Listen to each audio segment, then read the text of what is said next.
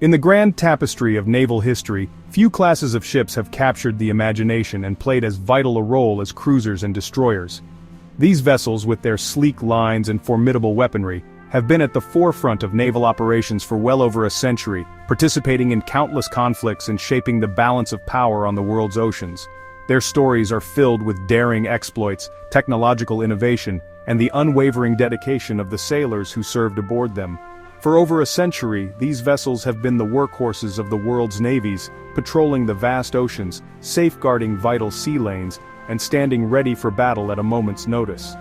From the dour seas of the Atlantic to the expansive waters of the Pacific, cruisers and destroyers have been a constant presence, projecting naval power and ensuring the security of nations. They are the embodiment of maritime strength, symbols of national pride and essential components of any modern navy. But while they often sail together, their histories intertwined and their roles complementary, they were born from very different needs and designed for entirely separate purposes.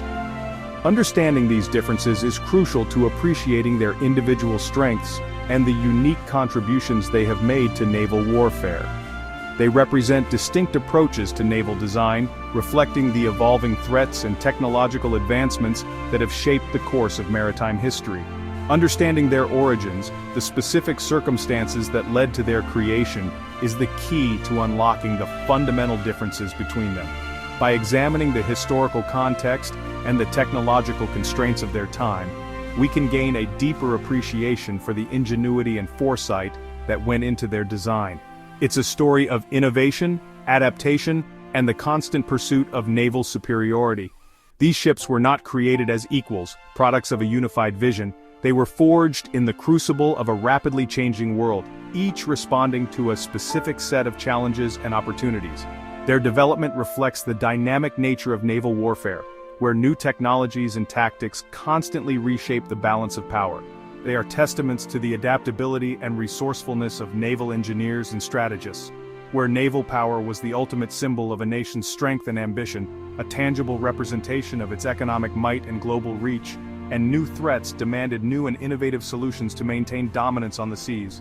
The race to build bigger, faster, and more powerful warships fueled a period of intense technological innovation, pushing the boundaries of naval engineering and transforming the landscape of maritime warfare. The cruiser has the older and perhaps more romantic lineage, a history stretching back to the age of sail and the early days of steam power. Its evolution reflects the changing demands of naval warfare, from the need for long-range reconnaissance to the projection of power across vast distances. It's a story of adaptation and innovation, as naval architects sought to create a versatile warship capable of fulfilling a wide range of roles. Its name comes from the very mission it was built for: long-range cruising, the ability to operate independently for extended periods in distant waters. This capability was essential for maintaining a global presence, protecting trade routes, and projecting naval power far from home. The cruiser was the embodiment of maritime reach, a symbol of a nation's ability to influence events across the globe. In the age of sail and early steam, navies needed ships that could operate far from home for extended periods, maintaining a presence in distant colonies, protecting trade routes, and enforcing national interests. These vessels had to be self-sufficient, capable of carrying enough supplies and fuel to sustain long voyages without relying on frequent resupply. They were the eyes and arms of their nations, projecting power and influence across the globe. These vessels were the eyes and ears of the fleet, scouting ahead to find the enemy, gathering intelligence, and providing early warning of potential threats. They were the vanguard of naval operations, venturing into unknown waters and facing uncertain dangers to protect the fleet and ensure its success. Their role was crucial in maintaining situational awareness and gaining a tactical advantage over the enemy, protecting vital trade routes from commerce raiders, those swift and elusive predators of the sea, or acting as raiders themselves, disrupting enemy supply lines and weakening their war effort. The ability to both protect and disrupt commerce was a key element of naval power, and the cruiser was ideally suited to this dual role. It was a versatile weapon, capable of both defense and offense. They needed to be fast enough to escape powerful battleships, the behemoths of the naval world, but strong enough to defeat any smaller ship they encountered, whether it be a commerce raider, a gunboat, or even another cruiser. This required a delicate balance of speed, firepower, and armor protection, making the cruiser a complex and sophisticated warship. It was a jack of all trades, capable of handling a wide range of threats. This independent spirit, this ability to operate autonomously and project power far from home, defined the cruiser, making it a versatile and essential tool for projecting power across the globe, a symbol of national reach and influence. It was a warship that could be deployed to any corner of the world, ready to respond to crises, protect national interests, and enforce international law. A lone sentinel on distant seas, a watchful guardian protecting vital interests and ensuring the safety of maritime commerce. Its presence was a constant reminder of a nation's commitment to its global responsibilities and its willingness to defend its interests, wherever they may be. The destroyer, on the other hand, had a much more specific and violent birth, emerging from a desperate need to counter a new and terrifying threat to naval power. Its origins are rooted in the rapid technological advancements of the late 19th century, a period of intense naval innovation and competition. Its story begins in the late 19th century with the invention of a terrifying new weapon, the self-propelled torpedo, a revolutionary device that threatened to overturn the established order of naval warfare. This weapon, small and relatively inexpensive, had the potential to sink even the largest and most heavily armored battleships. Small, incredibly fast torpedo boats, cheap to produce and easy to operate, could swarm a fleet of mighty battleships, overwhelming their defenses and striking with deadly precision. These boats, often operating under the cover of darkness, posed a significant threat to the capital ships that were the pride of every navy. And with a single lucky hit, a well-placed torpedo could cripple or even send one to the bottom of the ocean, instantly negating the enormous investment in its construction and the years of training of its crew. The torpedo was a game-changer, a weapon that could potentially level the playing field and allow smaller navies to challenge the dominance of larger ones.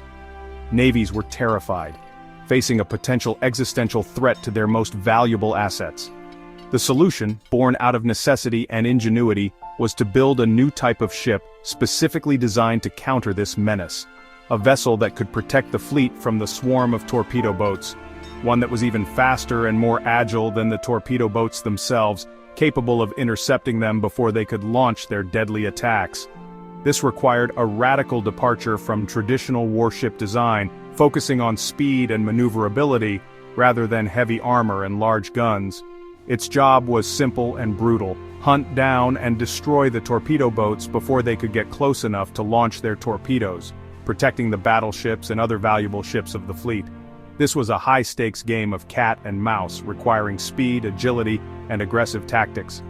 This new ship was officially called a torpedo boat destroyer, a rather cumbersome name that was soon shortened to just destroyer, a more fitting title for a vessel designed for such a decisive and destructive purpose. The name reflected its primary mission: to eliminate the threat posed by torpedo boats.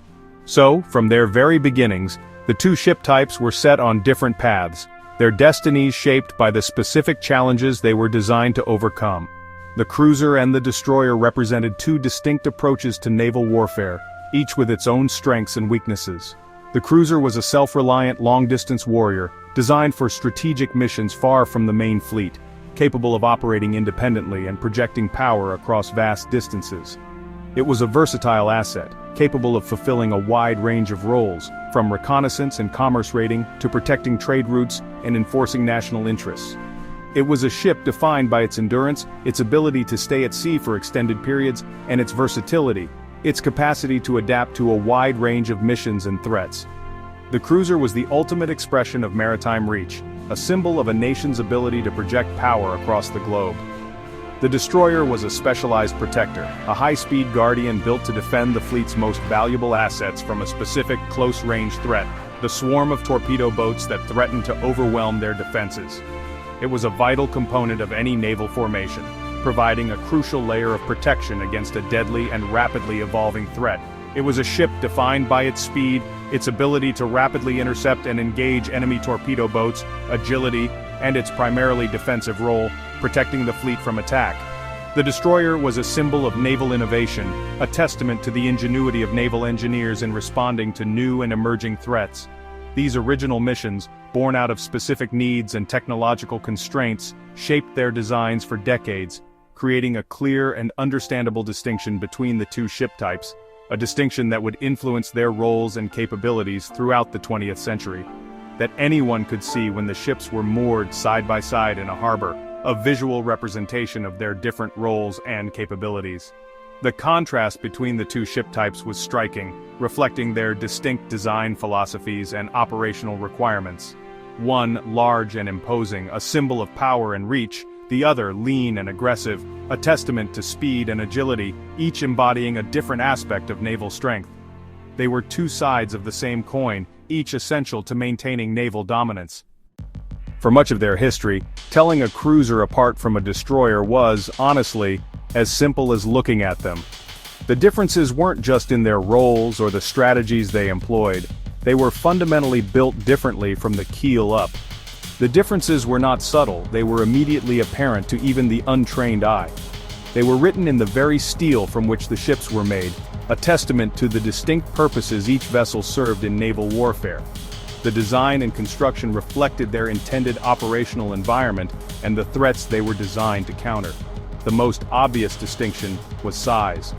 It was the first thing that would catch your eye, a clear indicator of the capabilities and limitations of each class.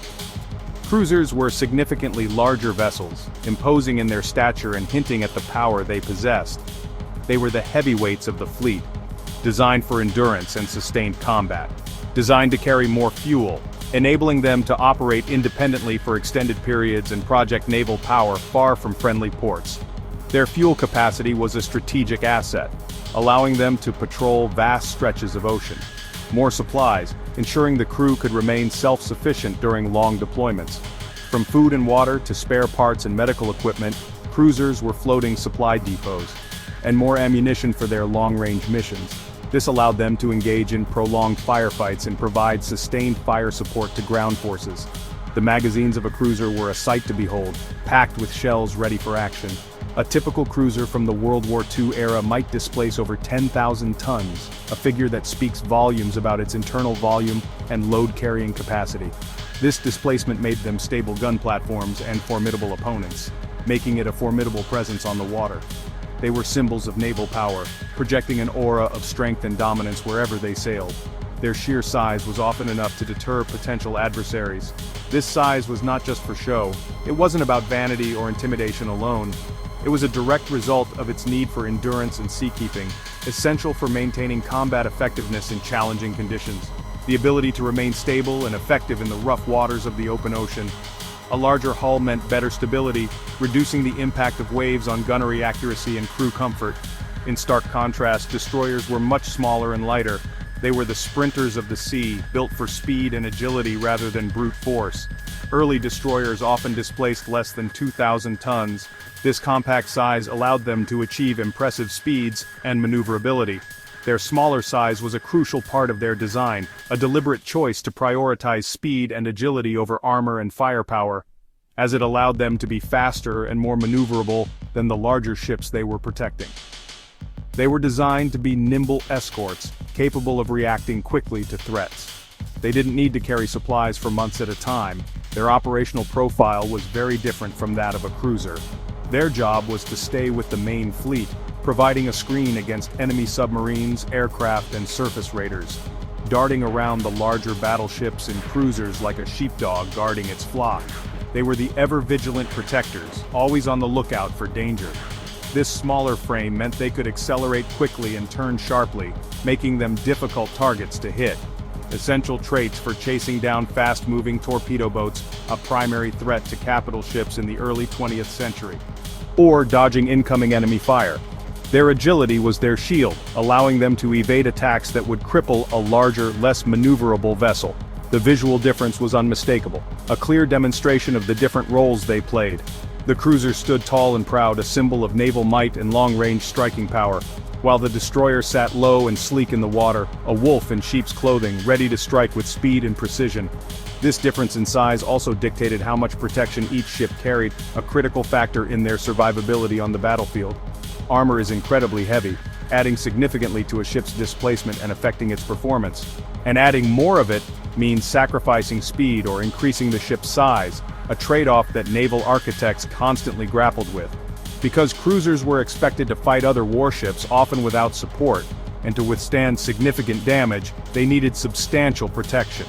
They were given thick steel armor belts along their sides, designed to deflect incoming shells and protect vital internal spaces.